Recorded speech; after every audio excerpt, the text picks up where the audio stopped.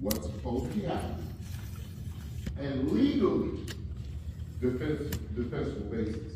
So if somebody comes along and says, well, you know what, I don't like the fact that you guys decided to do A, B, and C, because I wanted you to do D, E, and F, we can point back to our plan and say, no, this is the reason why we did the things that we did.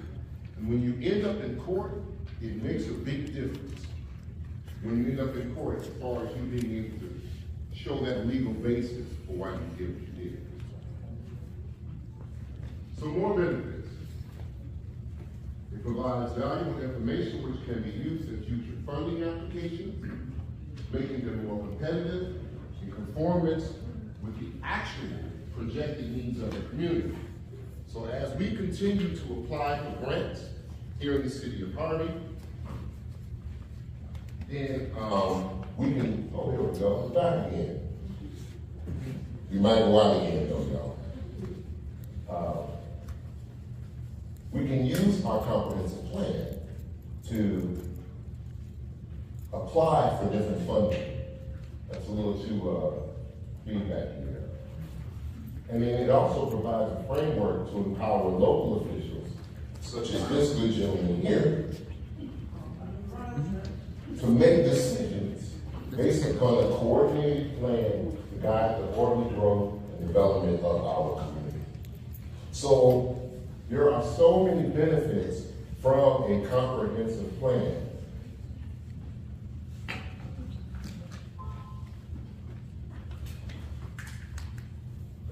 Here was the problem, and this is what we talked about in October of 2018. Here was the ultimate problem. The city of Harvey had not adopted a comprehensive plan since 1968. So think of it, 1968, the city was going through some demographic changes, okay? 1974, excuse me, it really started going through some demographic changes. And for those who don't know what I mean more black people moving to the city of Harvey. And so somewhere around 79, the businesses started to shut down. Does anybody remember that? Anybody who was here at that particular point in time? The businesses started to shut down. And when they started to shut down, we didn't know what we were going to do, except for lose jobs, lose economic stability, but we had absolutely no clue what we were going to do as a city. We didn't have a plan. Now, we weren't the only ones being impacted by the jobs going out.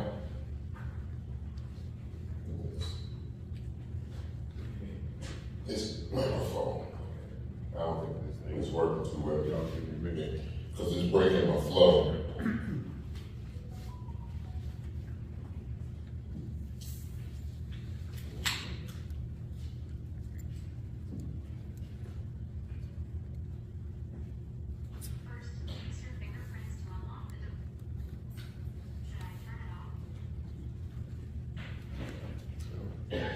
It's working, all right.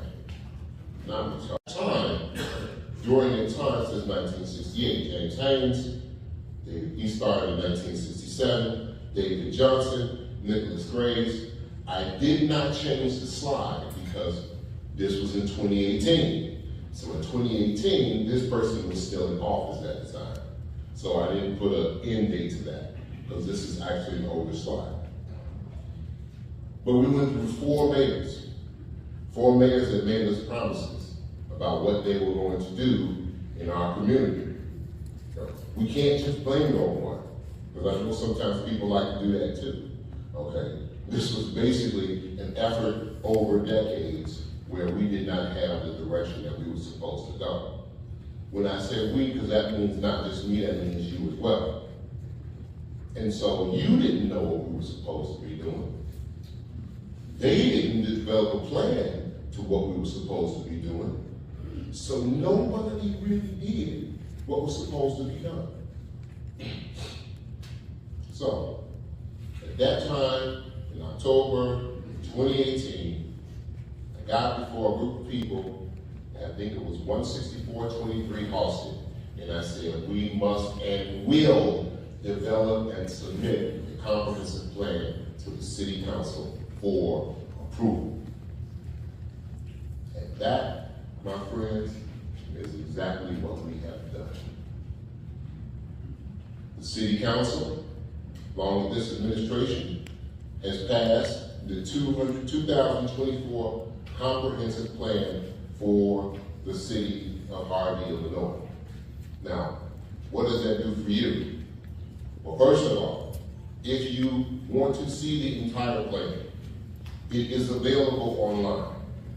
You can go to cityofharveyil.gov. Once again, cityofharveyil.gov, which is the city's website, and you can find a copy of the plan.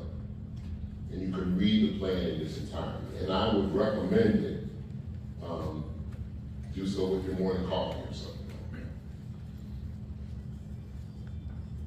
But the other thing that it does, besides the fact that it's available to you, the public, is it does something for you. It empowers you as a resident, because then it begins to give you the ability to hold your elected officials accountable. It doesn't matter whether I'm in office or someone else is in office. It doesn't matter whether Alderman Rogers is in office or someone else is in office. It gives you as the public the ability to hold your elected officials responsible. So we're going to go back.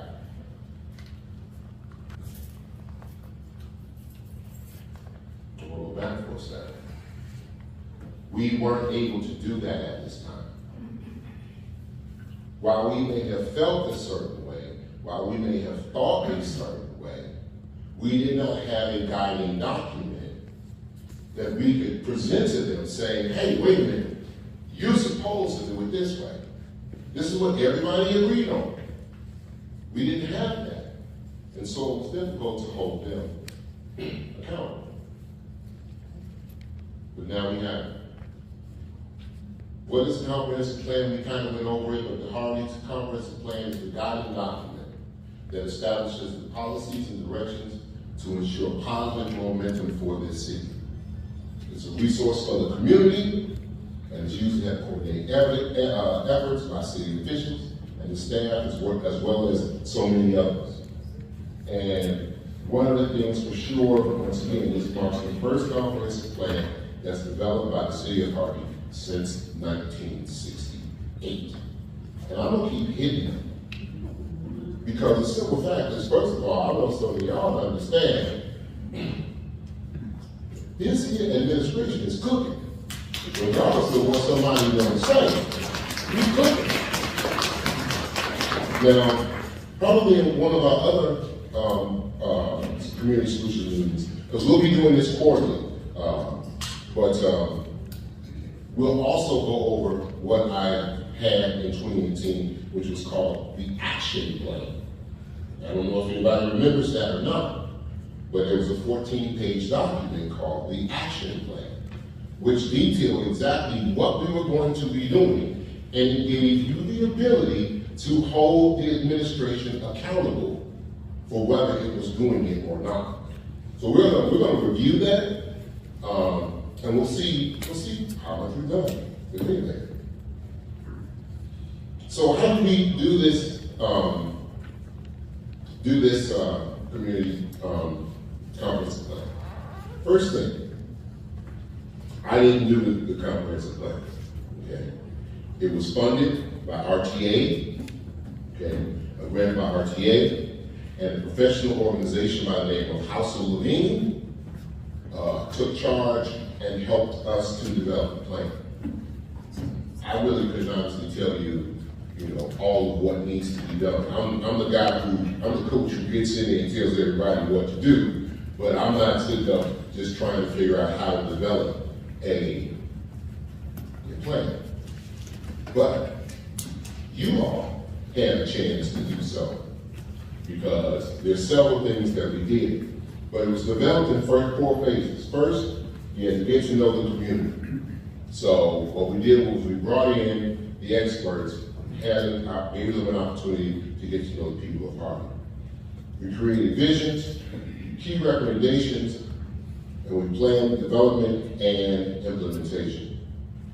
So how did that community engagement go? Well, first, we had a steering committee kickoff meeting, and there were several residents who were members of the kickoff steering committee. So we had that initial meeting. Next, we had a community kickoff workshop, and during that particular workshop, did anybody participate in any of the workshops or any of the meetings that we had? Would you please just by a show of hands? Anybody? Some of y'all are raising your hands and y'all know y'all was there, so I don't know if that's about it. Yeah, I know y'all was there. We got pictures of some of y'all. Okay. Yes. Where we had the long papers up against the wall. Yeah. So we had a city staff kickoff meeting because the staff needed to know what they were doing. And then of course they conducted stakeholder interviews. They had the more steering committee meetings, conditions reviews, the visioning workshop, another steering committee review. They had an online questionnaire, which some were encouraged to go online, and because some people were not able to make it to all of the meetings and understand it. So there was also an online questionnaire, and also map.social, which is a mapping device that you could go online and you can see as well. So all of these things were available, and all of these things were actually put out to the community to try to get as much engagement as possible. So, as that was being done, there was research being done as well. So Harvey today, and what do we look like? And I don't know, because it's not going to tell me, I guess. No, you ain't got to tell me that. I live here too. But we have a population of 20,324. The median home value is $72,600. We boast a rich history of public transportation and industry, healthcare, and social assistance is the largest employment sector, accounting for 1/3 of all jobs here in the city. The median income, $32,572. 43% of the residents have received a college degree. The majority of Harvey's population is made up of Black residents, accounting for 64% of the population, with 28% classified as Hispanic or Latino. So that's where we are right now. Where are we trying to go? Well, this is a long-term, as I said earlier, comprehensive plan is a long-term plan. It's something that you're starting today, but you're trying to look into the future to guide yourself to where you want to be. So in 2045, we will be known, or at least we hope to be known, as one of the most welcoming and prosperous places in the Southland and Chicago metropolitan region. We'll be a place that's active, economically diverse, sustainable, and beautiful, and a place with a bright future and high quality of life for its residents. Speaking of beautiful,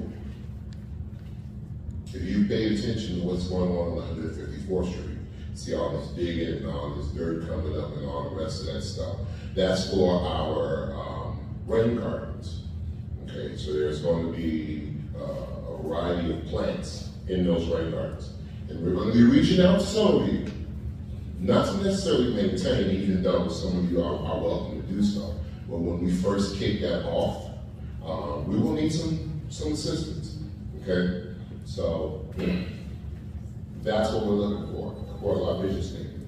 Downtown will once again function as the symbolic heart of the community, creating a vibrant, pedestrian-oriented mixed-use center. The community's historic and established neighborhoods will be attractive, well-maintained, and highly valued by family and people at all stages of life.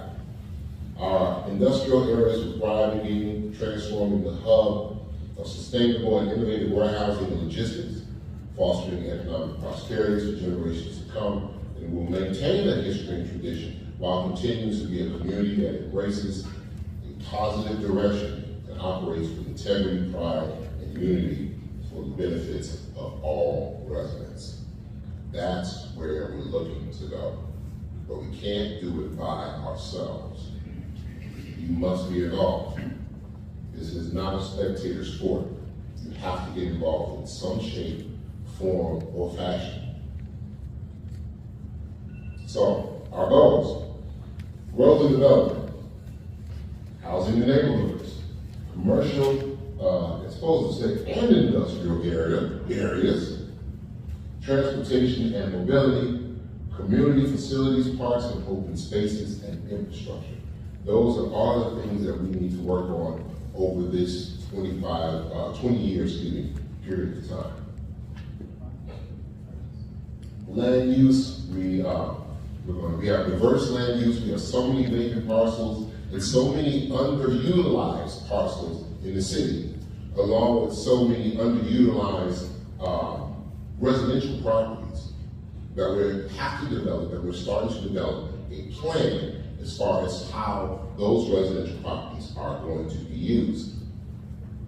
But our land use plan, it consists of several things: single-family residence, mixed residence, commercial, public, semi-public, downtown, industrial, parks and open space, medical, institutions, transportation, and utilities. These are all of the things that make up basically the City of Harvey's land use plan.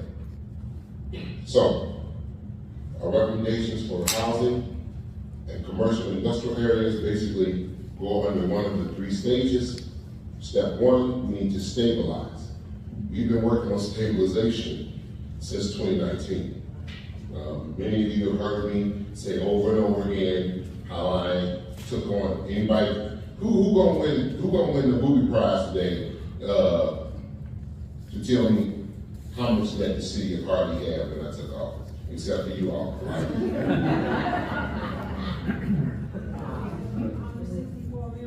How much? 164 million. All right, you get it. That's right, $164 million.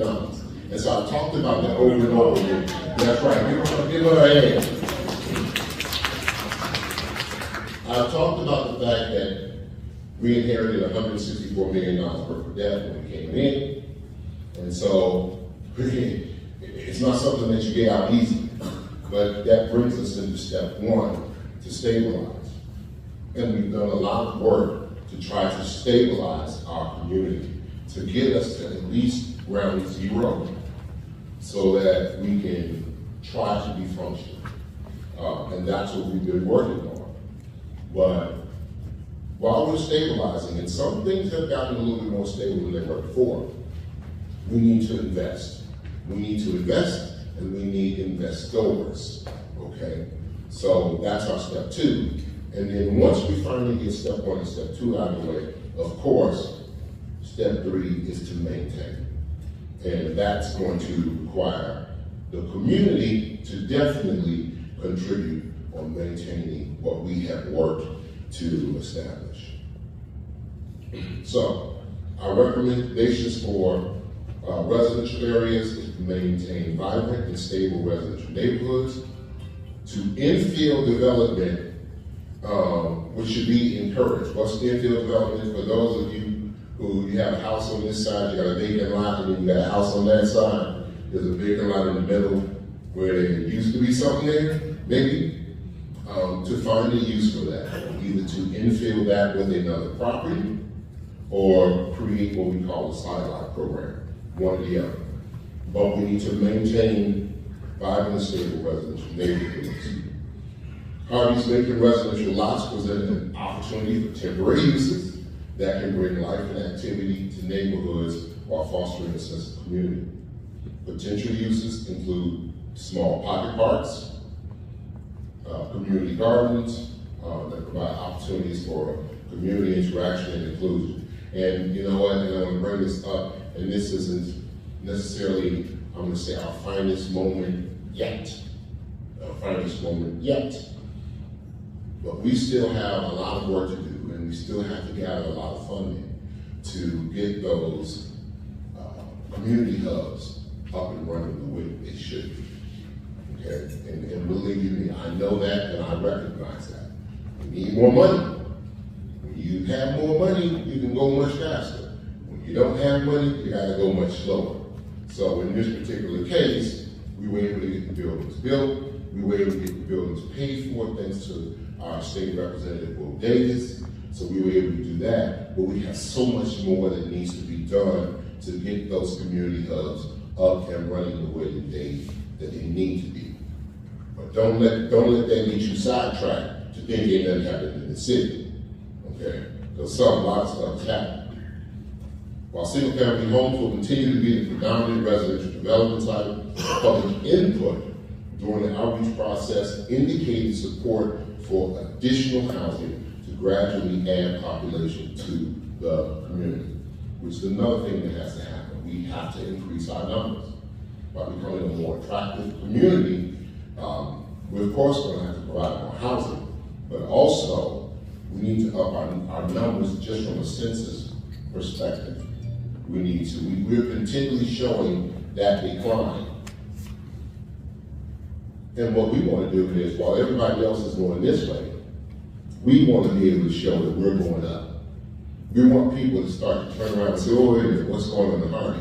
We see everybody else going down. People are moving out of Crook County to other counties. People are moving out of the state of Illinois to other states. So why is Harvey improving? Why is Harvey increasing?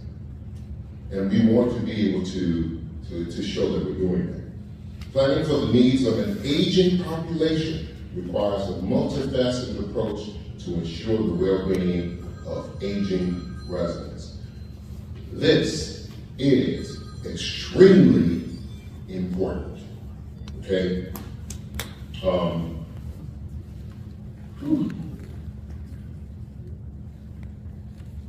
This is where I go off script, but like I said, you know, a lot of folk I hear sometimes talk about how I feel, act, or respond to the senior community. And I have tried to make it clear on several occasions why I act and respond to the senior community the way that I do. But I'm gonna say it again, these are the same people. See, when I was a little kid, they were in their 20s and 30s. Okay, they would keep me out of trouble. They were telling me the right things to do. They were encouraging me. Okay, some of them were a little militant, but they were telling me what a black man was supposed to look like and what he was supposed to be doing.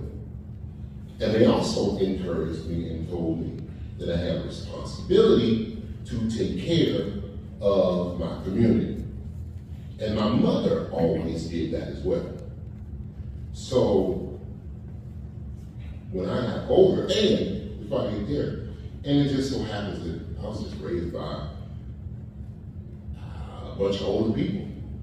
You know, that was just basically how it was. So I was always comfortable in that environment. I was always comfortable around older people. I still feel comfortable around older people, okay?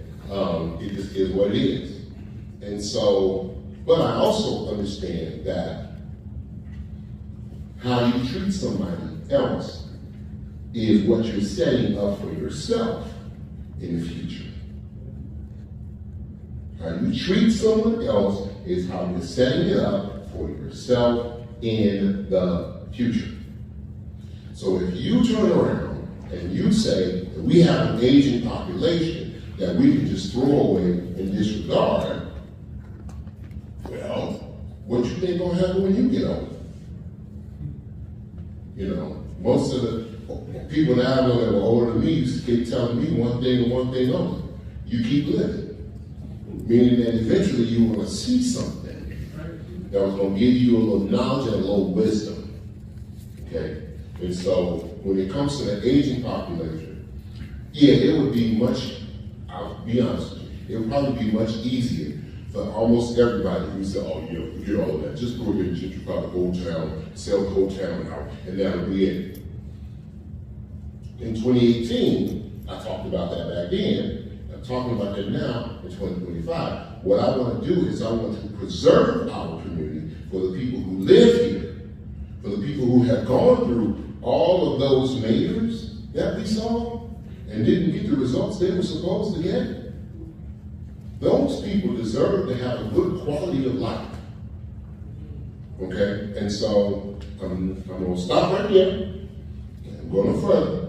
But it is something that is extremely important to me. So as long as I have breath in my body, it is definitely going to be something that we pay attention to. I also, just before I go, I also believe that aging in place is most beneficial for those who are getting older. I don't necessarily, for those who have to live in, say, for instance, multi-dwelling communities, that's okay. But if we can help someone to age in place, we want to do that. And with our land use plan, I believe that we can. So, our commercial and industrial areas framework, basically, as you can see, well, maybe you can and maybe you can't, depending on how good your eyesight is, but I'll read it to you. Western Avenue Employment Area, Dixie Square Mall, the North Side Commercial Corridors, our downtown area, Northeast Industrial Park, and the 159th Street Corridor, Commercial Corridor, and the Center Avenue Active Industrial Park. So all of those are the commercial areas that make the framework of what we have here in the city of Harvey. Historic preservation. Our municipal code, along with the Illinois Criminal Statutes, set up a standard of support to emphasize the importance of historic places and structures. So we do have things already in our code, and we also have the state law that gives us direction on what we're supposed to do with our historic buildings. Probably one of the most historic buildings that we have here in the city is where? Who's got the answer for that one?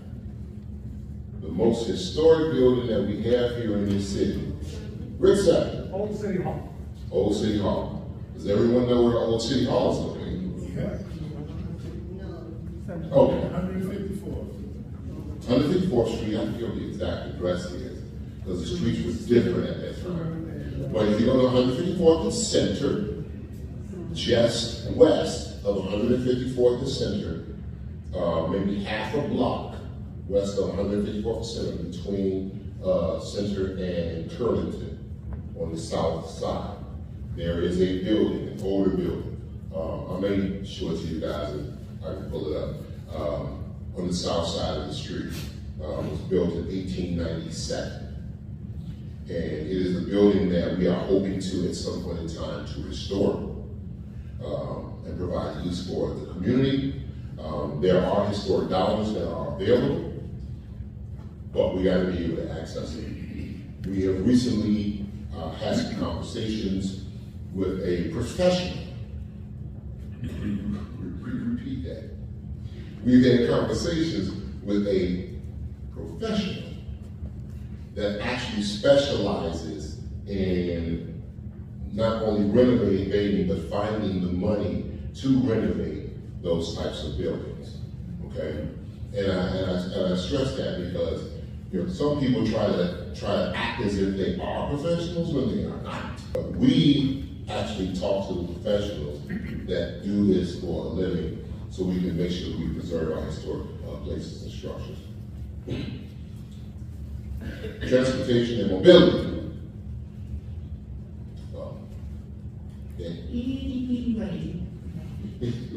Says we are to provide a cohesive and efficient network of roads, trails, bikeways, sidewalks, transit service, rail corridors, and networks supports business investment and enhances local and regional mobility. Cars are not the only way, okay?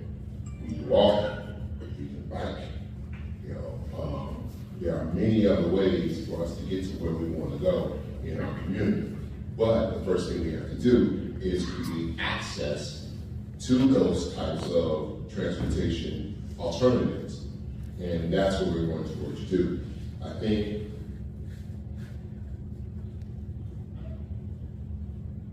we had a ward meeting, not this past Saturday, I think the Saturday before, for one of the wards, and I was showing them how on 155th Street, we're preparing to build, to redo the street, but also along, yeah, look, and she, you know what, she not only deserves a clap, she deserves to stand up and dance and everything like that as well. But to redo the street, but also to create bike trails along the street as well. On Roby, we're working on the engineering to create a path from 154 to 147. That path will connect in with a lot of other paths that already go through the region so that we can be a part of the overall network. So that's some of the things we're working on. Our recommendations: 1, improve key intersections to enhance traffic operations, pedestrian and bicycle safety. 2, work with PACE and Metro to provide improvement in transit service. Now, I don't know how many of you have heard me discuss this, but I have before, but we are getting closer and closer. We're about 60 and 70% design. You know that the 147th Street Sibley Metro Station has been completely redone. That's another project that had not been done for almost 40 years, okay? So that was done. And in, I believe, April or June, as long as all things being equal, somewhere in April or June of next year, we will be breaking ground on the 70 million brand new PACE and Metro Unified Transit Station over here on 154th and 155th Street. So we'll have that, we'll be providing more information, and we'll be having a community solutions meeting on that as we get closer. But that's number 2. Incorporate a complete streets approach to transportation planning when updating roadways to prioritize accessibility and safety for all users, regardless of age, ability, or mode of transportation, regardless of age, ability, or mode of transportation. Age, ability, mode of transportation. That is important.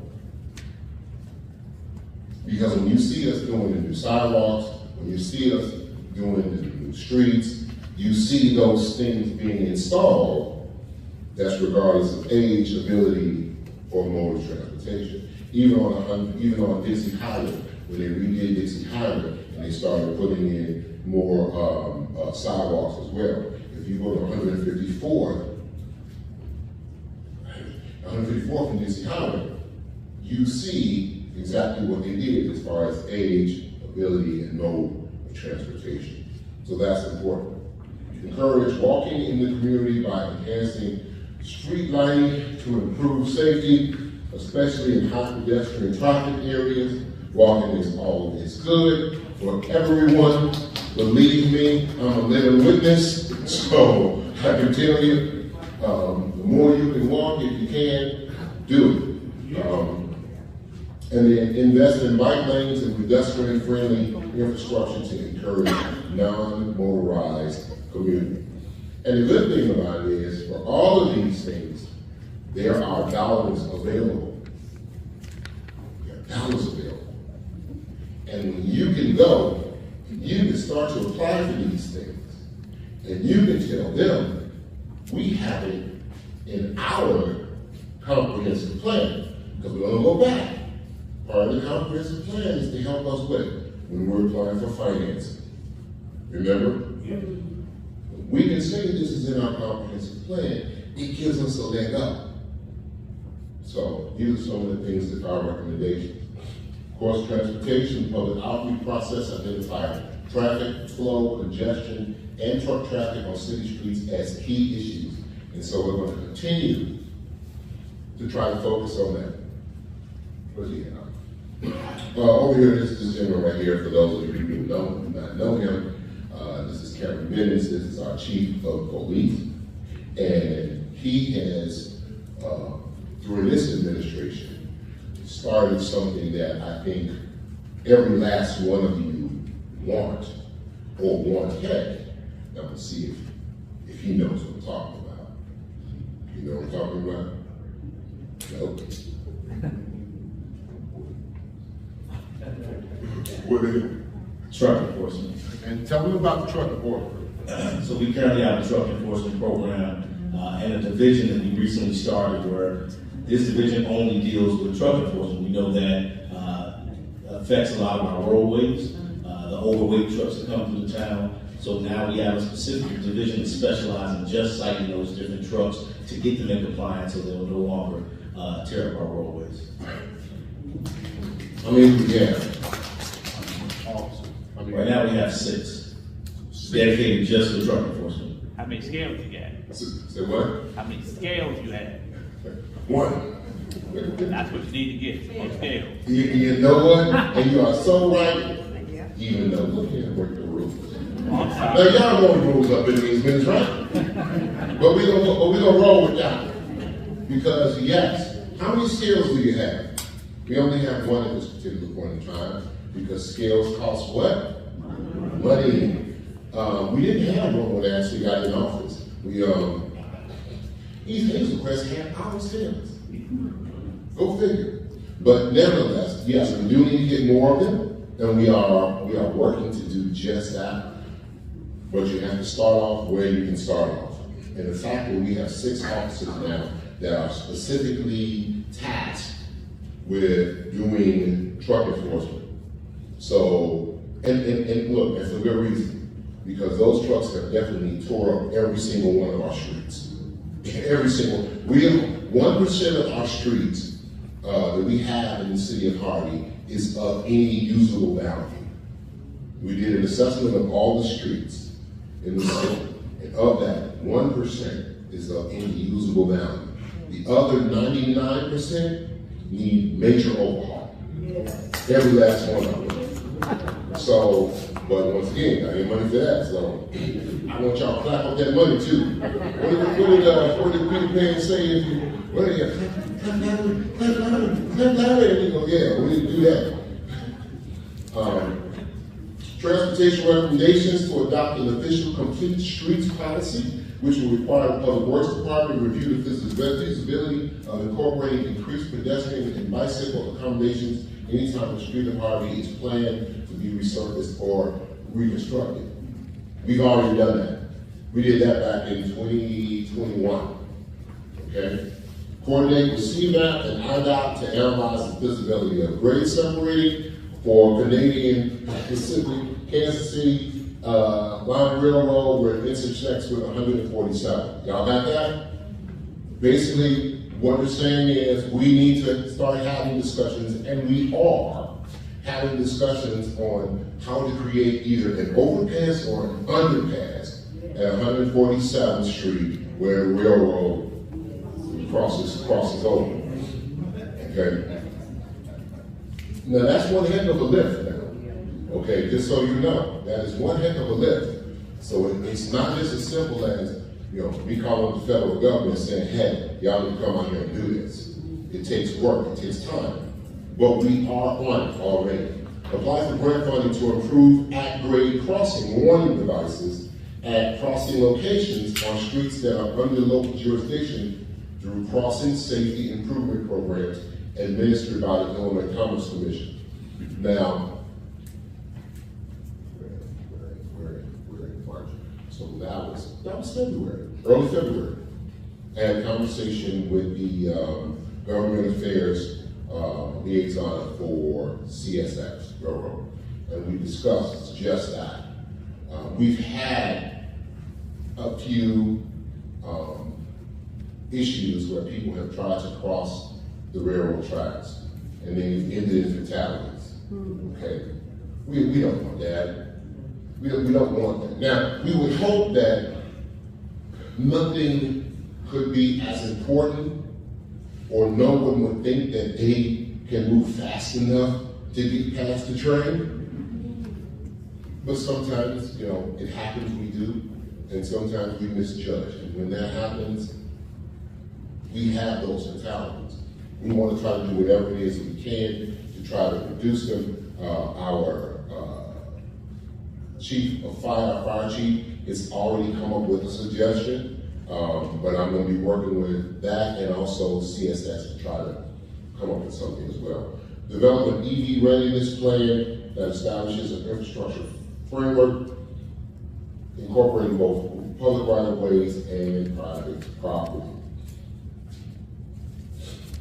Transportation recommendations continue with pace, of course, to understand the process, bringing the dial ride service back to Harvey. We had it one time, but there was not enough participation. So as we begin to build up, increase and improve our residential count, we can bring back that program. Prioritize replacing deteriorated sidewalks and stripping crosswalks between key destinations. We're already working on that, and actually, if I am correct, Rick? That we're gonna start using those community funds to repair some of those sidewalks?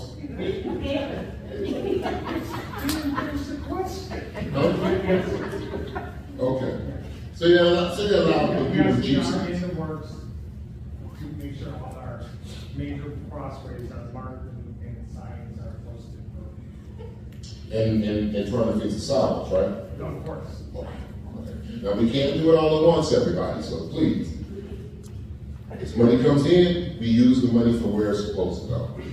Explore partnership with University of Chicago Medicine, we already have that, but explore it to subsidize transportation for careless and carless, individuals with low incomes, seniors, those with disabilities, essential workers, to help to increase access to medical care for those who may need it, most with the city within Harvey.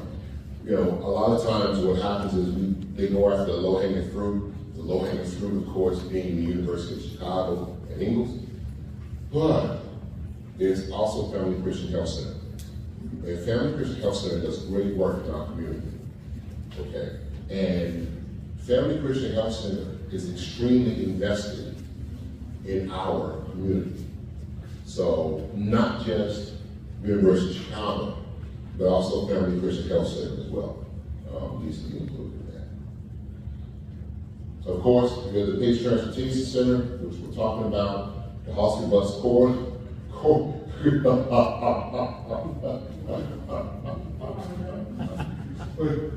Can anybody pronounce that for me? The Corps, what are you doing? The Enhancement Project and the Pace Post Route. You know what? I love it because one thing for sure, I ain't perfect. Never said I was. But I get a kick out of stuff like that. And it just, I don't know, it makes me laugh. So, you say what? Even when you do it, you don't always get it right. You know what I'm saying? They don't always get it right, but Quarter-door. It's the French. French. It's the French spelling, and that's what it is. Quarter-door. So, bike and pedestrian facilities, we kind of talked about that a little bit, but we want to start encouraging that more as well. We want more movement. Community facilities, parks, and key recommendations: update and maintain existing parks to improve safety and recreational opportunity. Now, this is not necessarily for everybody in the room, but especially for those who may end up watching this, because sometimes people don't know how their government works, and they think that the City Hall is responsible for the parks. City Hall is not responsible for the parks. We are willing to work with the Park District in whatever way we possibly can, but we are not responsible for the parks. The Park District and those officials whom the city elected are responsible for the parks. But as far as the plan is concerned, this is what we want to do. Invest in the creation of green spaces and pocket parks, particularly in neighborhoods with lower levels of park access. Introduce public art installations, that would be absolutely wonderful. Collaborate with local schools and community organizations. Develop a comprehensive trail network.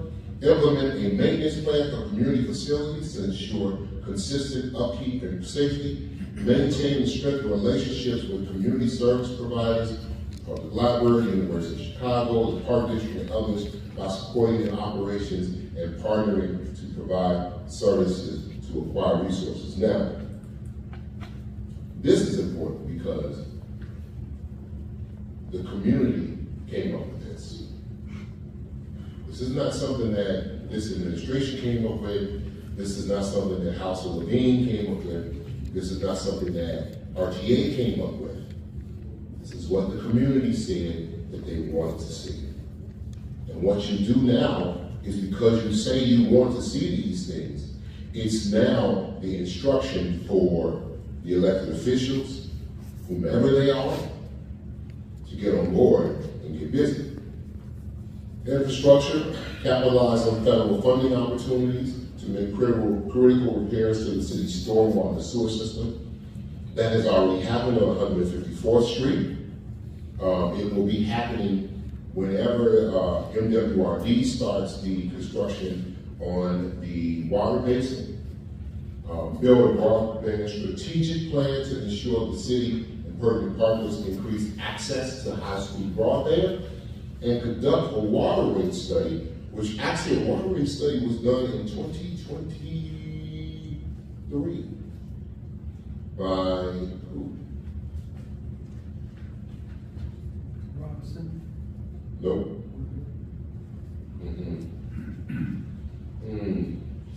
See, I get senior moments too, y'all. Yeah. But a water rate study was already done, and I can tell you this much. It basically said what we all do. Water's too high. But we are working, and we're still, working. One of those, let's go back. One of those things that we're still working with is our relationship with the city of Chicago. Okay. We are probably this close to a plan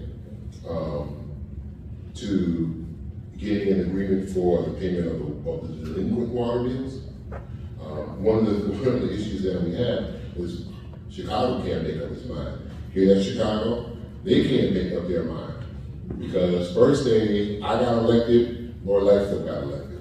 We started talking to the Lori Lightfoot administration. I was trying to work out something new at that time. And then what happened? Lori Lightfoot was out, Brandon Johnson was in. Now we got to talk to that administration. And mind you, they don't pick up where the last one left off. It starts all over again. So, we're going to hope and pray as far as what they're doing now. Because we need to have the ability to be able to enter into a solid agreement with the city of Chicago. Streets, same thing. Our allocated budget for paving is $1 million, and this is funding that is anticipated to continue through 2031. But our pavement study, okay, because these things are being done, highlighted that these projects that actually 1.8 million would be required to maintain the current state of repair of the city's pavement.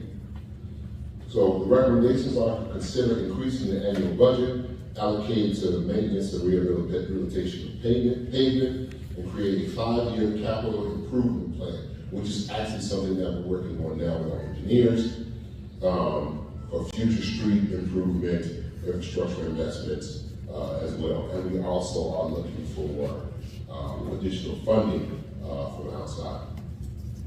Implementation will require the cooperation of a diverse race of organizations, stakeholders, including staff, elected appointed officials, public agencies, the local business community, property owners, developers, and residents. The plan should serve as the primary reference in guiding our policy formation. We've already gone over that part. and we're going to continue to use this as our guide. Moving forward, we need to develop and maintain partnerships, which we will continue to do. I talk about the importance of relationships. Relationships are extremely important. I try to maintain relationships with all of our local partners,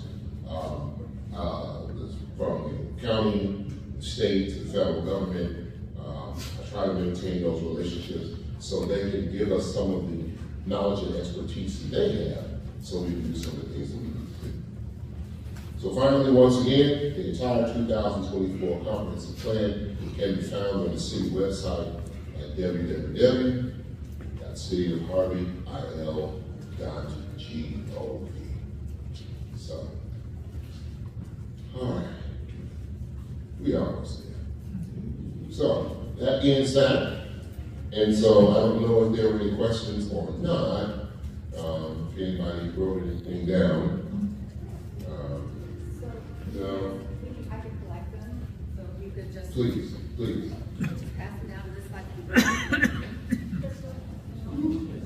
So if you can pass your index cards down, I'll collect them.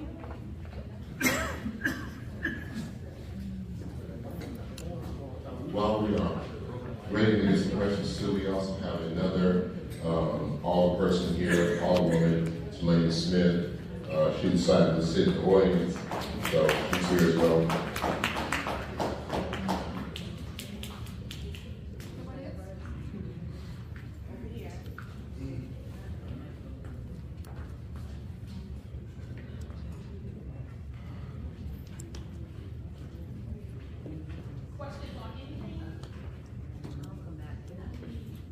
Tell you what, we are ending the age. We are going to take questions on the comprehensive plan because that's why we're here. But if we get through those questions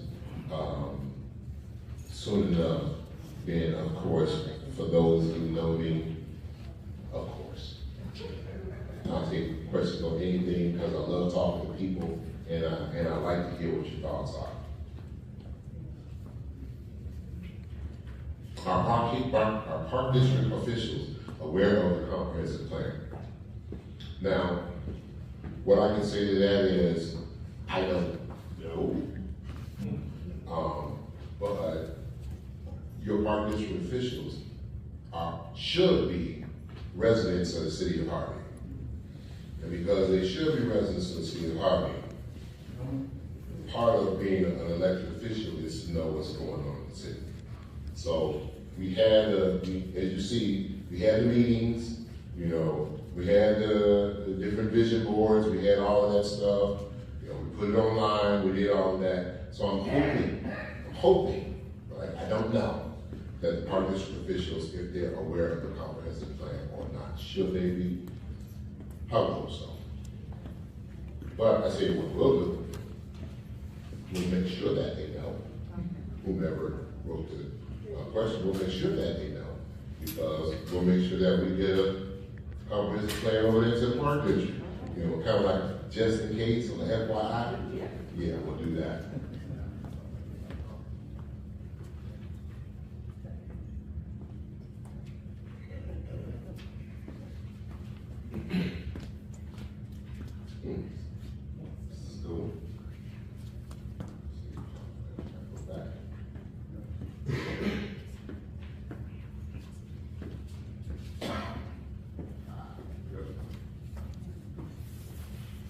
The question is, what is the plan to bring businesses to the area, i.e. grocery store, etc.? So, we always have businesses in the city of Harvey. Our biggest problem, in my opinion, are the types of businesses that we have in the city of Harvey. Okay? And when I first got in, we had a lot of gentlemen's clubs in the city of Harvey. That's what we had. Gentlemen's clubs, nightclubs. We were the club capital of the Southland. Okay, we sold liquor till 5 o'clock in the morning, and it was party time for everybody.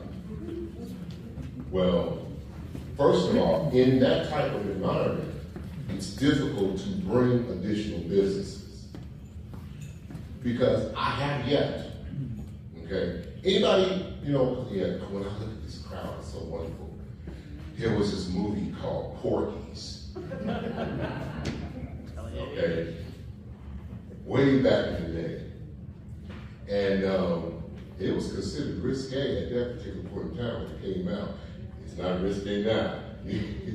But Porky's was located way back in the back somewhere where nobody else knew it was there. Okay? Or if we don't just talk about Porky's, let's talk about Hawks. Because I know some of y'all know about Hawks. Okay? Hawks was, yeah, some of them know about Hawks. You see how they put on little prudish faces? Hawks, I don't care what they are. Eagles, crows, owls, what are you talking about? Hawks. Okay? But it was also way off in the back. Family-oriented businesses don't want to move to a community that's full of gentlemen's entertainment and nightclubs. They just don't want it. You know, you can't put your wholesome Dave and Buster's, you know what I'm saying, right next to Club O. It doesn't work. Okay? Because when little kids coming in and they thought, Mommy, what's a Club O? What does that do? You know. So at the end of the day, we have to change our perception in the business community. And I'm not talking about the businesses that don't pay their proper taxes to the city. Because I already put out a list of businesses once before, but I'm going to say it again. 465 commercial properties in 2021 did not pay their property taxes to the tune of $12,517,217. Okay? $12,517,217. Now of that $12,517,217, the city of Harvey stood to get $4 million. Count it with me. Now, that was for the year of 2021, but the vast majority of those businesses had not paid their property taxes for 20 years. 20 years. So do the math. 20 times 4 million. We could do a lot of things with that money. The stuff we're talking about here, we could have done. So I'm not talking about those businesses. Okay? And then those businesses have the nerve, after we try to get them to pay their taxes, to sue the city of Harvey for trying to get them to pay their taxes. So those are not the businesses that I'm talking about. But as far as grocery stores are concerned, there's several things that we have to do, and we have to do it as a community. First, we see here, median income is $32,572. We have to work to try to improve jobs in our community so we can move that number up. Because when consumer businesses look to figure out where they're going to locate, they look at your median income. Now, we're going, because this is so much fun. I love this. We're going to take that down for a second. But if you don't believe me, here we go. We're going to type in median income.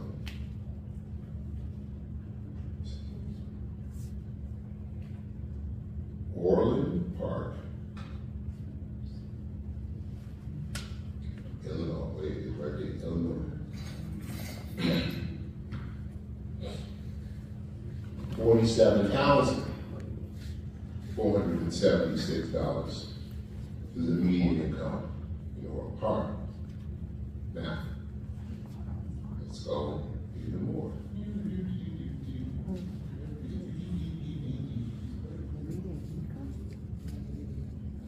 Here we go.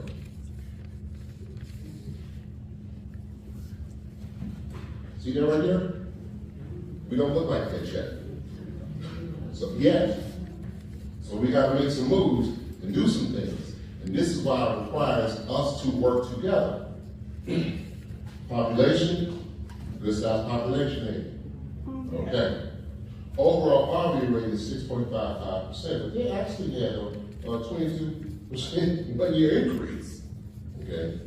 Ours is somewhere around 17. Courts did their work as their assemblies.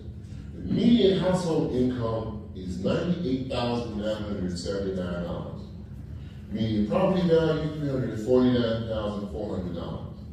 Employee population, 28,092, median age 46.8. Those are important numbers because when businesses are looking, well, we got our economic development director right back here, okay? I mean, am I right or am I right? You're right. Okay. Yeah. And when they're going to to decide the places where they're going to go, they look at those types of numbers. And there's so many business people and so many large businesses that when they first start looking, every year they do an assessment of where they're going to, say for instance, invest or try to locate. When they're on the map, that little region where Harvey is located comes up on their map. So we're on the radar. But then as they dig deeper and deeper and deeper, they start to find other things that don't help support their business. And so we're working, and part of this plan is to help us to be able to do just that. Since 2018, how many residents have left?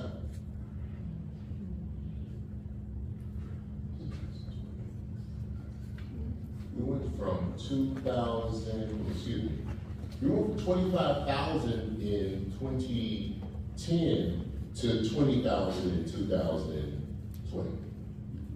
So approximately, somewhere between 4,000 to 5,000 have left the city. And but the good news is that there are plenty of people who are ready to come back to the city of Harvey. And that's why we're creating and establishing ourselves, by having a little police force, having a little police chief, bringing the crime rate down. I'm pretty sure some of you have seen that, over time. Thank you. Having a public works team that gets out there, and I don't even know how to do half the things they do in the city as far as trying to keep the city clean. One of those things, of course, is having our spring and fall cleanups. And for those of you who are longtime residents, you remember when we used to have those. We have those now. We're trying to keep the city clean. It's just a great team that's working overall to try to do everything we possibly can for them. All right, so the rest of these are not relevant to the comprehensive plan. So y'all already have some fun now? All right, so we got a little bit left, so I'll go on here and figure it out.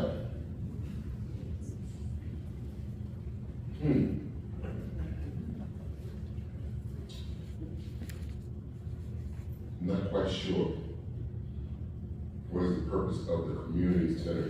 I think they're talking about the community hubs. Okay, let me give you a little story on that, if you don't mind. First of all, they were called community hubs. I wasn't really in favor of the name, but it is what it is. And then somebody turned around and yeah, somebody in this administration, just like we saw Corridor, somebody in the administration went up and had signs printed up that had community center on it. And let me tell you how much of a nightmare that started for me. Because people was calling, how you gonna have a community center You know, who you gonna put up in there? Y'all can't play no basketball. Of course we can play, but we know that. Okay? It was just a situation where somebody went out and misprinted. It was supposed to be community hubs. The community hubs were initially designed, first of all, they're paid by, in part by NICOR, and in part by our state representative Davis. So that money didn't come out of y'all pockets for those who want to make those allegations. The purpose of them were to try to create what I would call safe zones within our communities, okay? So that particular area, and we're still going to get there, would be manned by a police officer, okay? 24 hours a day. We have 24 hours a day manning in those buildings. And as we continue to grow, we'll be able to do just that. If a small group wanted to do something, like for instance, I encourage block clubs, but you know, most of the time, people aren't involved in block clubs because what? They don't want people in their house, in their homes. Okay?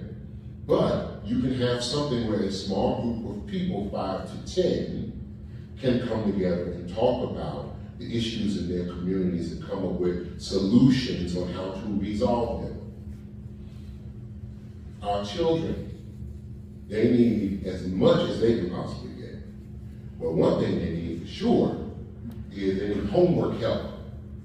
Okay? Because if you look at these numbers, you know, those numbers have been going backwards as far as the children being able to read. And so if someone wanted to offer homework help, they could do so at one of those community centers. So it has purpose. Okay? We need more money to complete, but it has purpose.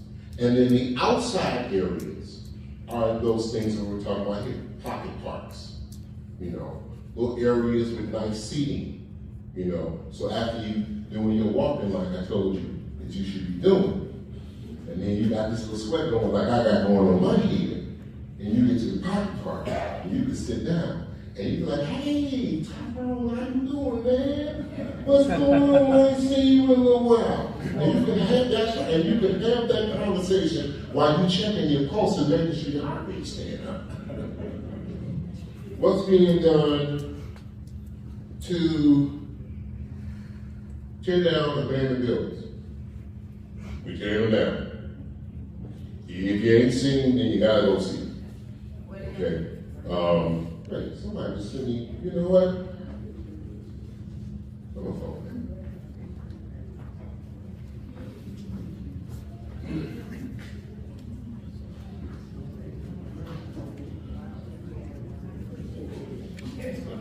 Oh, hush. Yeah. All right. So these are some that we've gotten already.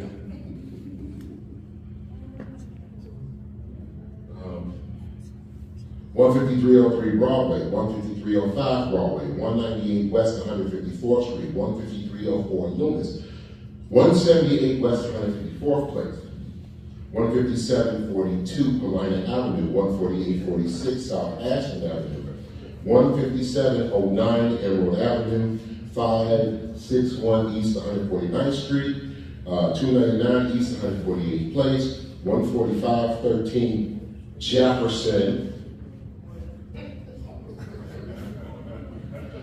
23 East 145th Street, 321 East 147th Street, 14334 Center, 16019 Lathrop, 14816 Lexington, 106 East 148th Street, 14633 Halsted, 19 West 143rd Street, 15943 Lathrop Avenue, 15637 Paulina, 299 East 149th Street, 14933 Vale.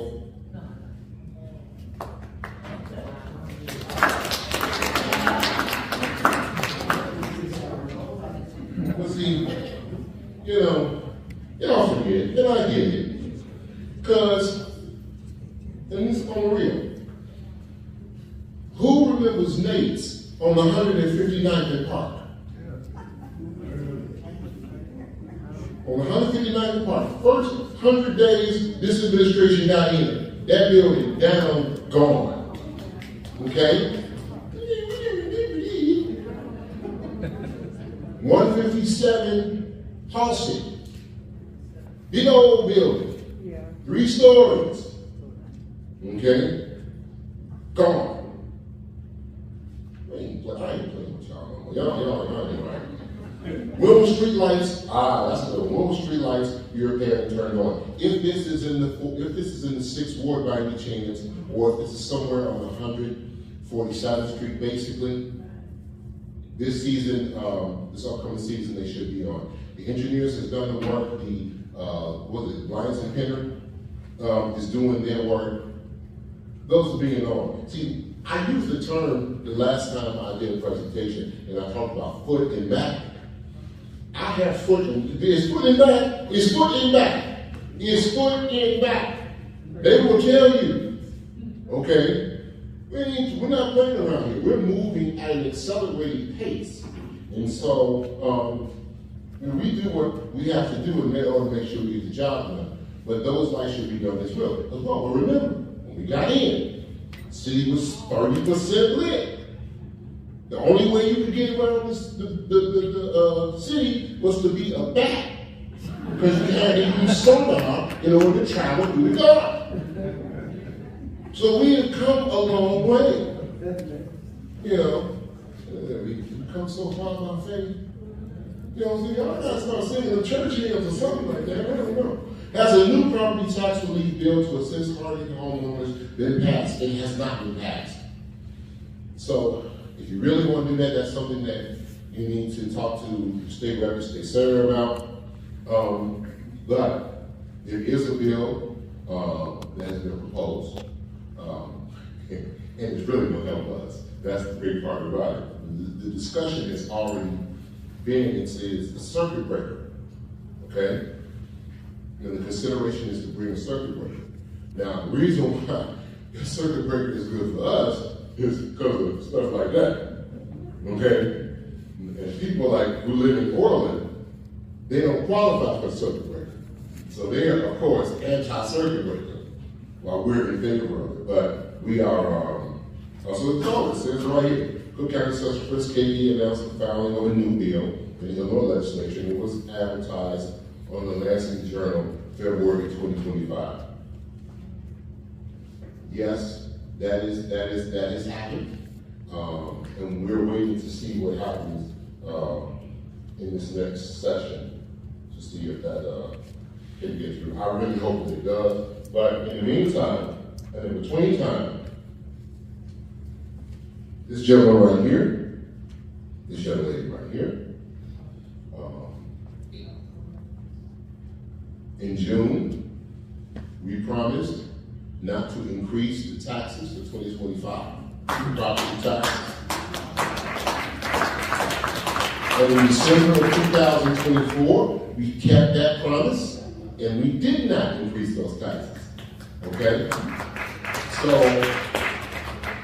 now you'll still receive a tax bill with the city of Harvey's name on it, of course, but we did not increase it, okay? We tried to encourage other taxing bodies, because there's 15 taxing districts that tax us. We tried to encourage them to do the same. I'm gonna leave it at that. I'm not gonna speak for them, but I can speak for us, because I understand exactly how that impacts everybody. What's going on with the Wood Street project? When will they start working on it again? The Wood Street project should be started, I think, sometime somewhere in either April or June. I have talked to the engineer. We are trying to make sure there's a few things that need to be tweaked so we can make sure that it is correct, but it should be happening sometime this year. But remember, that's another project. That project was started in 2009. Nothing happened from 2009 to 2019.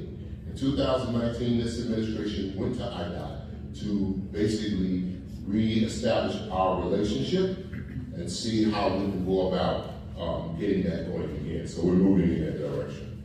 And that's another one of those things that's happening as far as our state rep is concerned.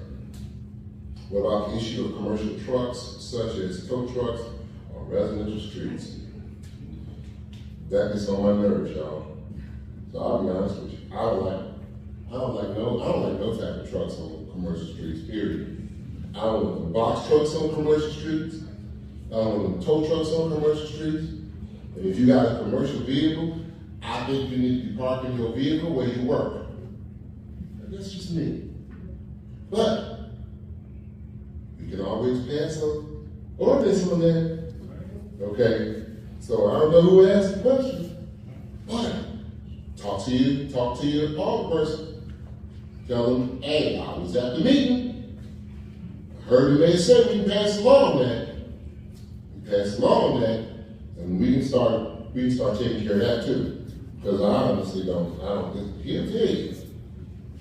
Because I get on his nerves as well about that type of stuff. So, what's happening to the water pressure in Glenview Manor? What's happening to the water pressure in Glenview Manor, Rick? No idea. I don't either.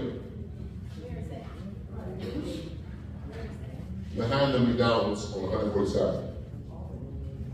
So, what's going on with the fire hydrants in Glenview Manor? When potholes come to be fixed on streets paved because of all the traffic coming out of the car wash on 148.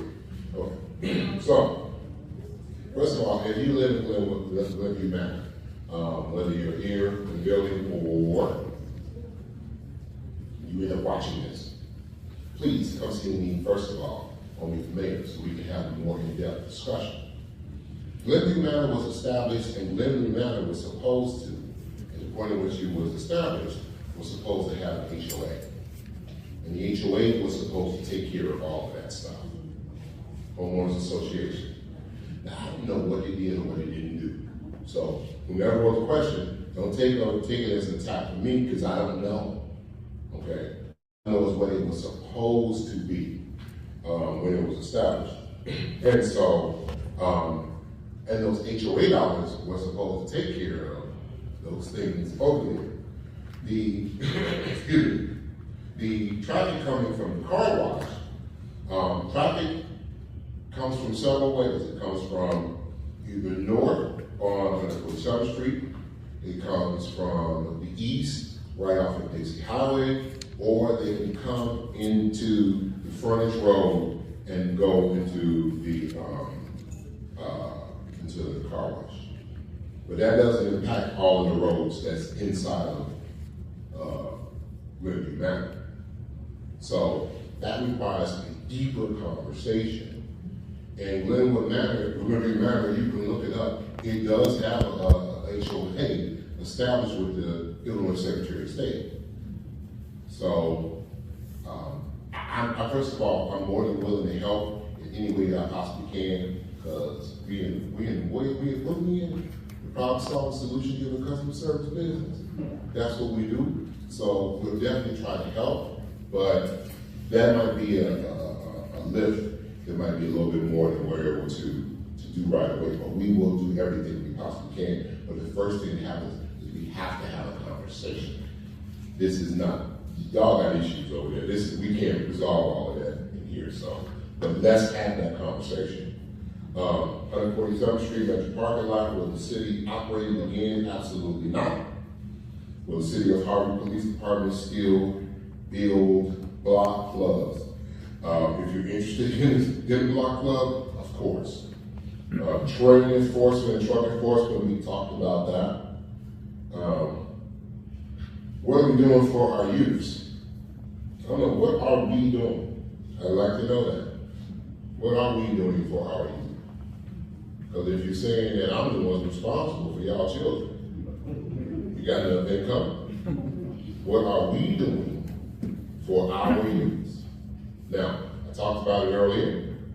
I'd love to give them more educational programs, help them learn to, those who are a little bit older, take on trades. We are talking to different organizations that would like to do those types of things. But once again, You have a whole park district. You have a whole park district. Okay? And you pay taxes to that whole park district. So you need to go to that whole park district and ask that whole park district what they're doing for our kids. And I'm just gonna put it straight out there. And if they're not doing enough for our kids, then I'm gonna be the first to say it. Because they've been wanting to hear me say it for a long time anyway. Then we need to get rid of the park district. Okay? Because the bottom line is it don't make sense to pay taxes for things that you ain't receiving. And you know what? Oh Lord, y'all got me on a doggone soapbox. Look, now somebody said, somebody gonna say that I said it. Somebody said it's not a park district, it's people running the park district. Well, then y'all need to vote differently. Now, here's the thing. While we talking,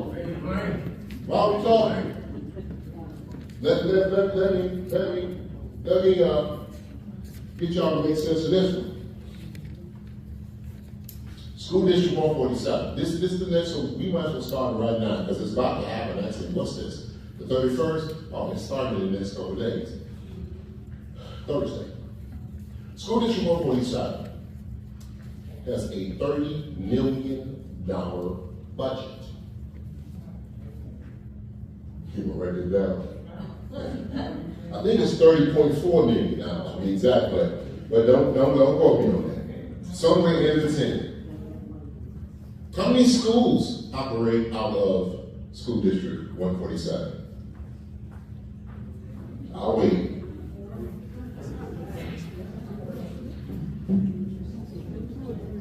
Three.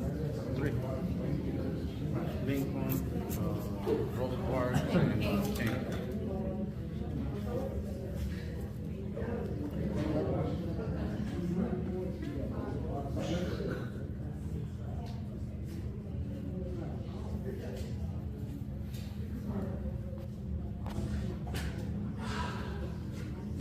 Schools, right here. Lincoln Early Learning Center. Martin Luther King Elementary and Rosa Parks Middle School. 3.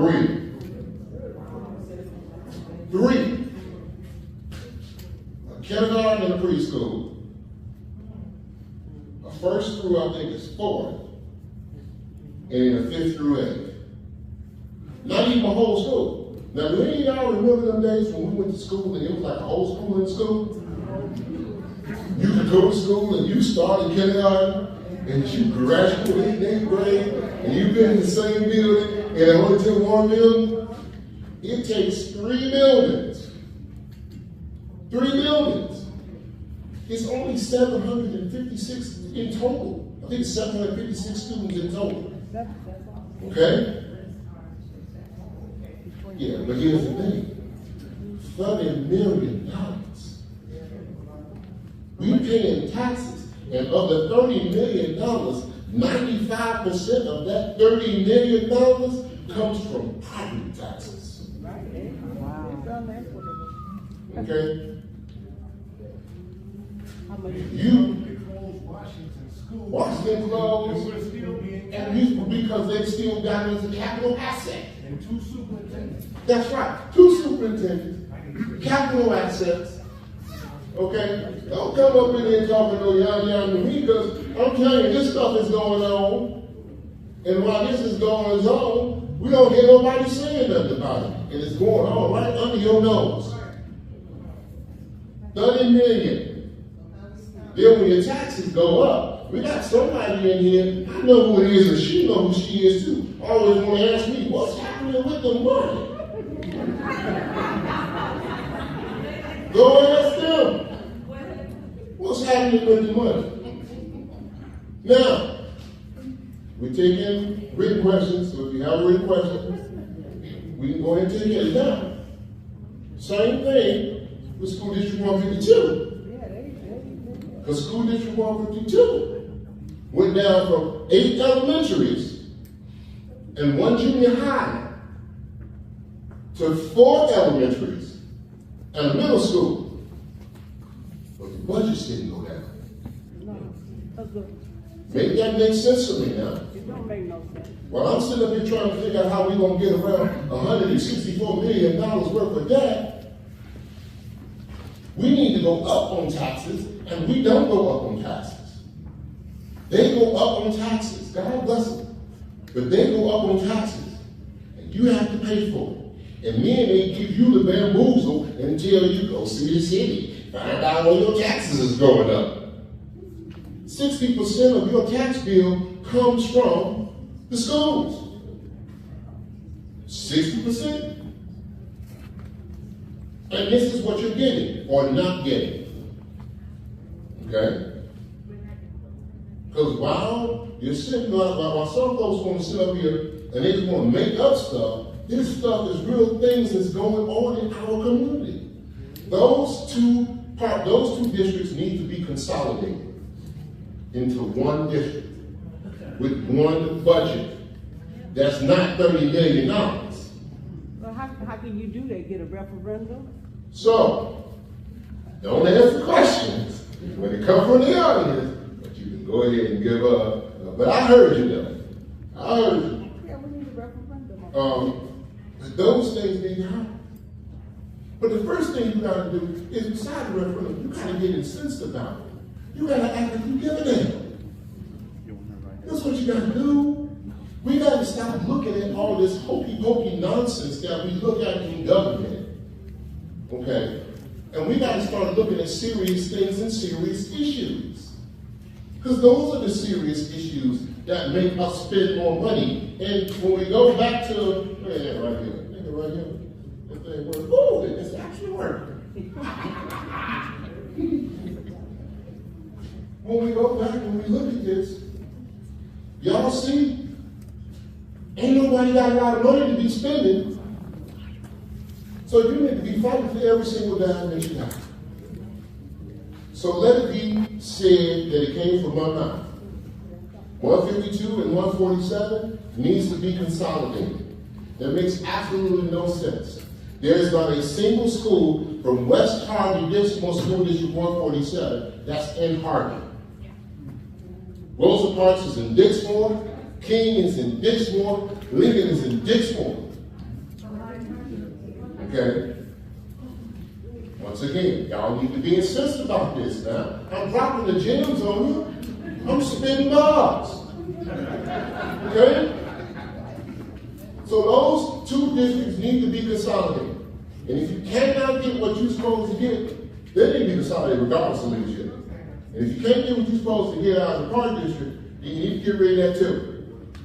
Because we pay too much in taxes. The taxes is too damn high. Can I'll take an amen on that. Can I get an amen? Amen. So at the end of the day, those are the things that need to be done. And those are the things that we need to focus on. Okay? Those are the real things. Some of the people who sit on this council don't pay taxes because they don't own no house. But then they're going to sit up here and talk about how your taxes are supposed to be. And vote against holding the tax.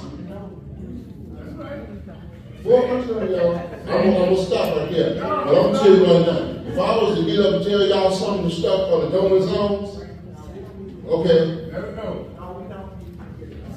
So,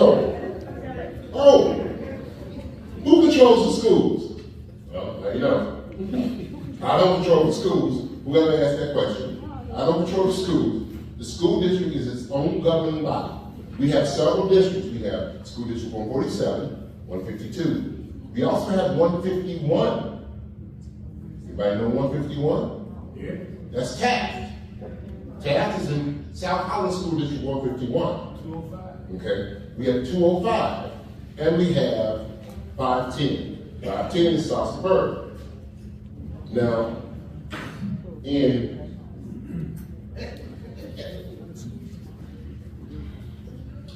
another little story. Y'all got a little time? Yeah. All right. Y'all all right? All right. 2008. a lady by the name of Kamala Buckner was the superintendent for School District 205. We had 3 schools: Thorn Ridge, which I graduated from, Go Falcons, Thornton, and the other school, Thornwood. Okay. So, oh yeah, I got it. So, in 2008, Kamala Buckner comes and she says to the school district, she says to the parents, she says to the board, we do, based on our trajectory, based on how much we're losing population in our taxing districts, we will not have enough money to sustain 3 schools. That's what she said. Okay, sustaining 3 schools. We will enough tax dollars, and we are losing enrollment at such a rate that we will not be able to to have 3 schools. Now this is what she said in 2008. 17 years later, y'all. Now it's so funny. Like I said, this stuff just amazes me. So I'm at the meetings and I'm hearing people talk. And so her suggestion was, what we should do is the vast majority of our youths, the vast majority of them come out of 8th grade and go into their freshman year with a 4th grade reading level. So she had an idea. She said, why don't we take Thorn Ridge and turn it into a freshman academy? All of our feeder schools will feed into Thorn Ridge and will be a freshman academy. I can get, I think it was $18 million to turn that school into a freshman academy, so that we can work with those children who have a 4th grade reading level to try to bring them up before we move them into this sophomore, junior, and senior year. This is somebody trying to talk sense to us. Talking about what we do for you. We was trying to teach you how to read. So as I'm there, a few people from Thorn Ridge, now mind you, I'm going to say it right now, I went to Thorn Ridge, but I cannot say I necessarily got the most stellar education in me. And I'm not going to say I had the smartest people that was in my classes with me. But some of those people asked the question because they were now adults. And they asked the question, well, what are we going to do with the trophies? That was their biggest concern. What to do with the trophies? Not that the kids couldn't read. So what happens is, and now I'm about to make some people mad. Darren Robinson ran for school board. Kenny Williams ran for school board. They got on with a few other people. They turned around and the first thing they did, they fired Kamala Buckner. Fired her. Am I right, Jim? They fired her. You talk about closing down my school, even though she had the numbers that show that we could not afford it because we didn't have the tax dollars and we didn't have the enrollment. They got rid of her right away. And they went through a period of in and out superintendents. Okay? But since that time, it's only gotten worse. We still can't afford to keep 2 schools. 3 schools, excuse me. 3 schools, we still can't afford to do it. Not only can we not afford to do it, what they have done, in essence, is they have consolidated the schools. So they've consolidated the football teams, the basketball teams, the bands, and all the rest of it. They consolidated them into one group because we don't have enough money to do it. But as long as they can keep taxing you, you keep allowing it, they're going to keep doing it. They're going to keep doing it. So that's who controls the schools. Winona City, Winona City made public all invoices and receipts showing how tax money is spent. So first of all, we already do that, and you can go and you can run. He is the chairman of the finance committee. we have done and we have caught up, but we haven't caught up on all of them. And that is done as true on all of our audits. Okay? But we have work to catch up. We were 5 years behind when I came in here. Okay? So we have worked to catch up on the audits. We have done some of the audits. But we have a budget meeting. We have a finance meeting. Okay? And we have, and when the audits are done, we'll have our audit meeting. And if you go to the state comptroller's website, you can look on the state comptroller's website and find the past audits that we have done. That's where you get your receipt. But you never ever get to receive all of the invoices and all of the receipts. You ain't calling up Trump, you wasn't calling up Biden, you didn't call up Barack, and you didn't call up nobody else and said, can you show me how much you paid for that hammer? No, you didn't. So stop the foolishness. Stop it. Okay? Bottom line is, oh, and by the way, and the treasurer still ain't made a report in 5 years. Okay? You're elected official. Still ain't made a report in 5 years. So, so, but as far as how the taxes are being used, and here's the other thing. Let me go back. I want to come closer, so I'll make sure we can see each other. We ain't got no money. But people in cheap seat. We ain't got no money. Y'all think I'm playing. Okay? When I tell you that we took $164 million worth of debt, that's real. We ain't got no money.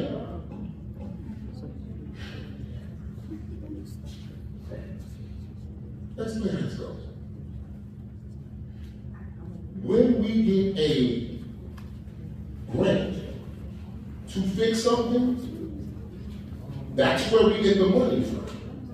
We fix it. $19 million to fix that metro station. It got fixed. $70 million to fix the pay station and the metro station. That's going to be fixed.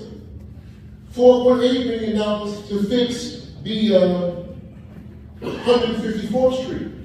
And I think it was $200,000 to do what you're doing now with the rain gardens.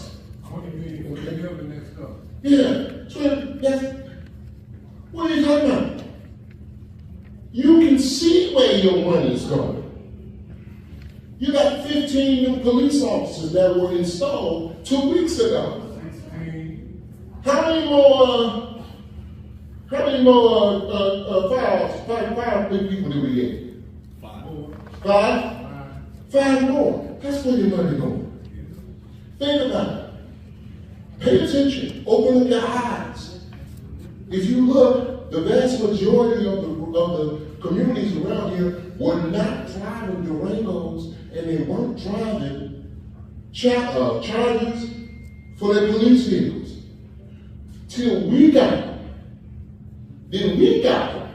And then everybody else want to know, how y'all get them Chargers? How y'all get those Durangos? They was driving the Impalas, the Crown Vics, and the Explorers. Okay? So at the end of the day, that's where the money's going. You can see where the money's going. I just read you a whole list of properties that were torn down. And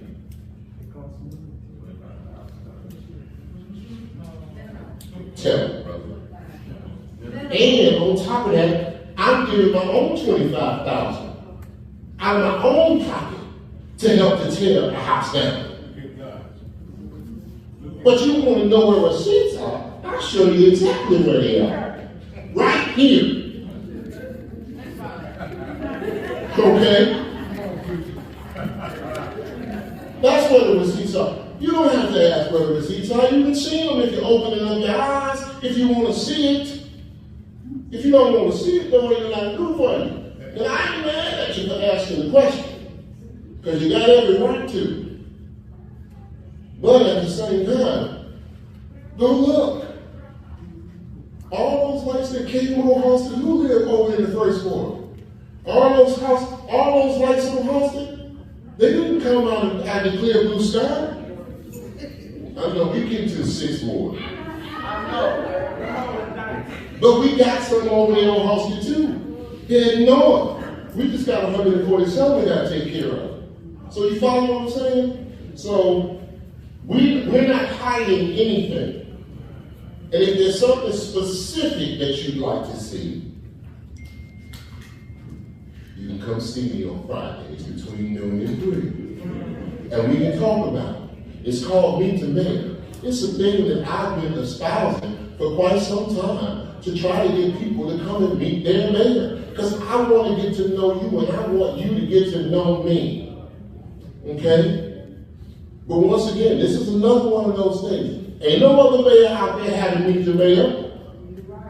You're expecting something from me that you're getting much more of that you don't get from nobody else. And then you don't show up. And then you have the nerve to complain. Get the molasses out your behind, then come on and meet the mayor.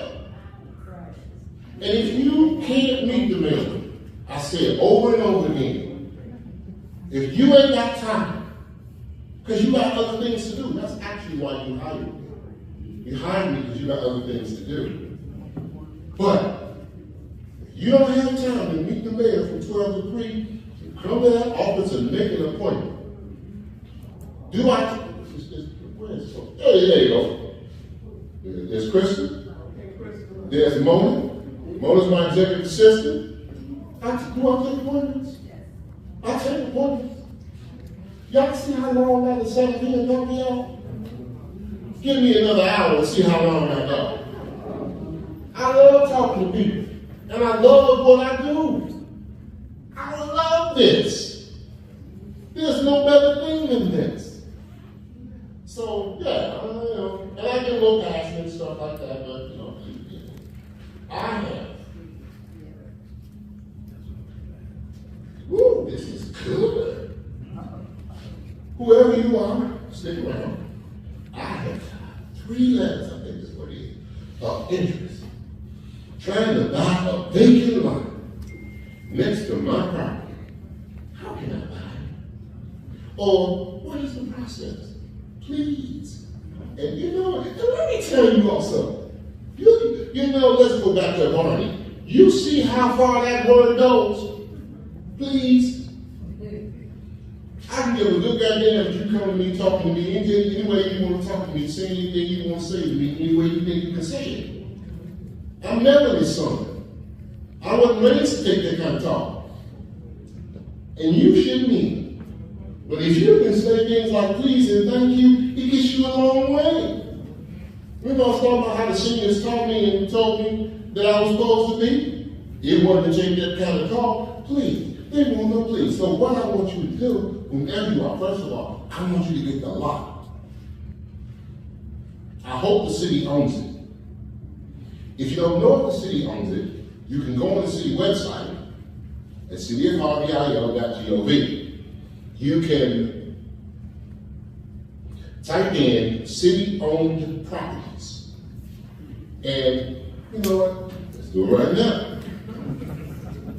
So we can show you that it can be done. Hold on.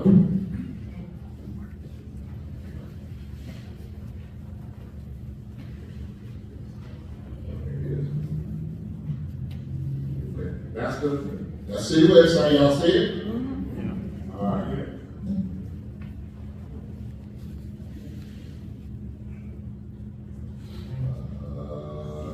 Let's go to properties. Let's see. Put T in asterisk. Well, that ain't right. Put a T in asterisk. Where is it? No. Here we go. Yeah, that's it. All right. So y'all see that done? Y'all see that works, right? Okay. Now, if you're using Windows Explorer, I would suggest maybe you should change to Chrome, but because Chrome works better. But here we go, properties for redevelopment. So everything that's in this little red blues. Now, reds are judicial deed eligible, and it's 500 pins. And the city owns are in blue, 430 pins. Look at here. So you can go down to the city-owned property list, and there's a list here. Let's do it together. I love this. And you can see the PIN number, the address of the property. Because see, somebody else was saying we don't make this stuff available to folks. You know, because they just ain't got anything else to do with their time. And you can even click on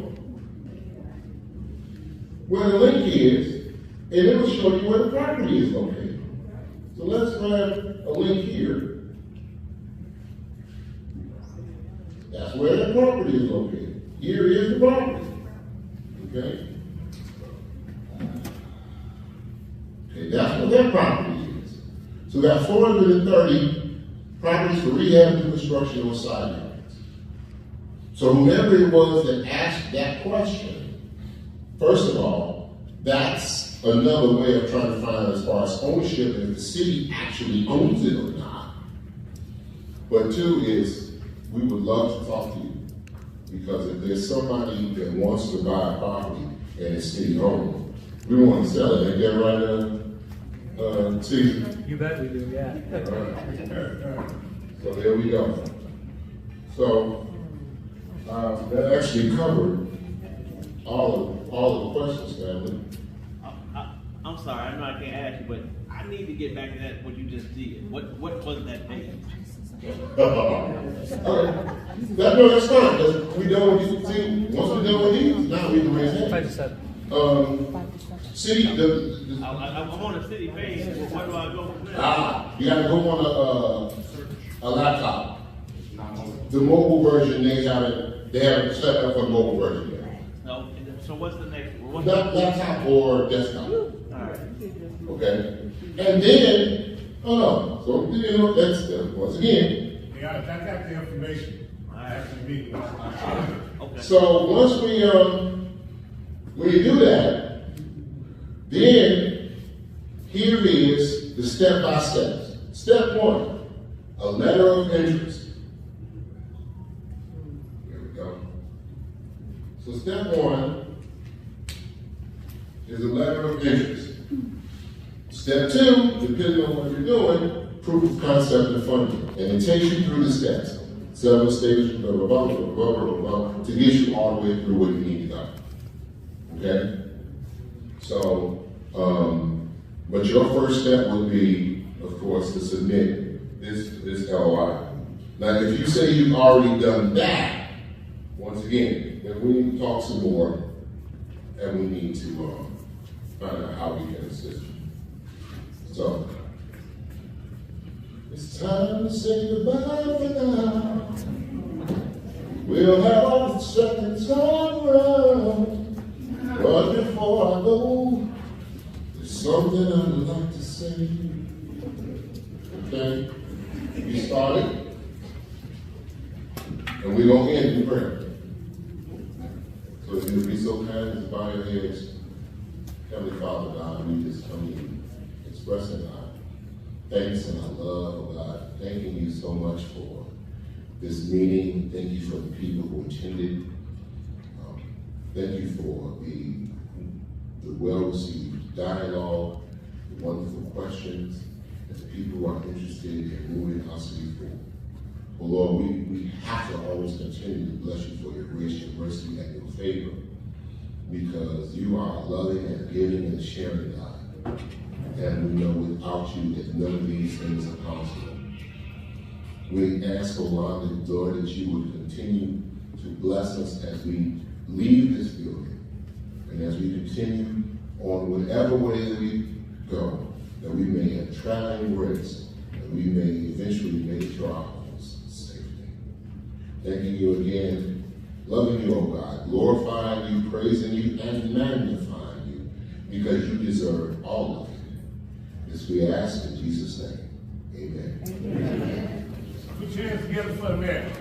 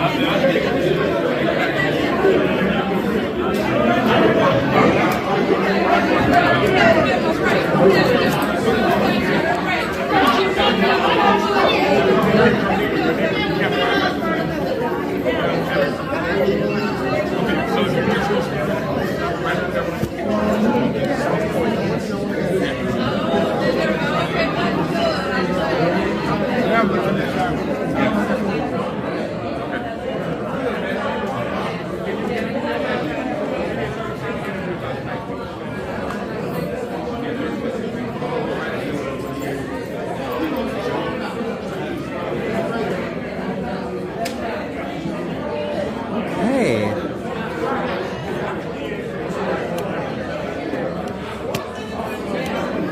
Wow, that was interesting.